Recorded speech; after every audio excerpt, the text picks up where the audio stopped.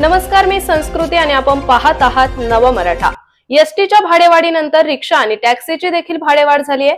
त्यामुळे आधीच सर्वसामान्य प्रवाशांच्या खिशाला कात्री लागली आहे। अशातच महागाईचा आणखी एक फटका सर्वसामान्यांना बसणार आहे। आता शालेय बसच्या भाड्यात देखील 18% वाढ होणार आहे, अशी माहिती शालेय बस संघटनेने दिलेली आहे। त्यामुळे पालकांना आर्थिक भार सहन करावा लागणार आहे। स्कूल बस ऑपरेटर्स असोसिएशनचे अध्यक्ष अनिल गर्ग यांनी शालेय बसच्या भाडेवाढीबाबत माहिती दिली आहे। शालेय बसच्या उत्पादकांकडून बस आणि सुट्या पार्टच्या किमतीत वाढ करण्यात आली आहे। त्यामुळे बसचा देखभालीचा खर्च वाढला आहे। चांगली सेवा देण्यासाठी तसेच सुरक्षिततेच्या नियमांचे पालन व्हावे म्हणून चालक, महिला मदतनीस आणि व्यवस्थापक यांना देखील पगारवाढ द्यावी लागते। तसेच विद्यार्थ्यांच्या सुरक्षेसाठी काही इतर उपाययोजना देखील करणे आवश्यक आहे।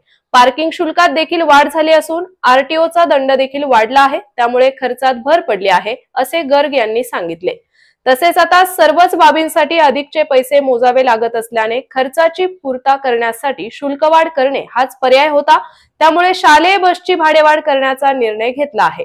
महाराष्ट्र सरकारने सरकारी बसच्या भाड्यात 14.95% वाढ जाहीर केली आहे। वाढत्या खर्चाच्या पार्श्वभूमीवर स्कूल बस चालकांनी देखील एकत्रितपणे शैक्षणिक वर्ष 2025 साठी स्कूल बसच्या शुल्कात 18% वाढ करण्याचा निर्णय घेतल्याचे स्कूल बस ऑपरेटर्स असोसिएशनचे अध्यक्ष अनिल गर्ग यांनी सांगितले।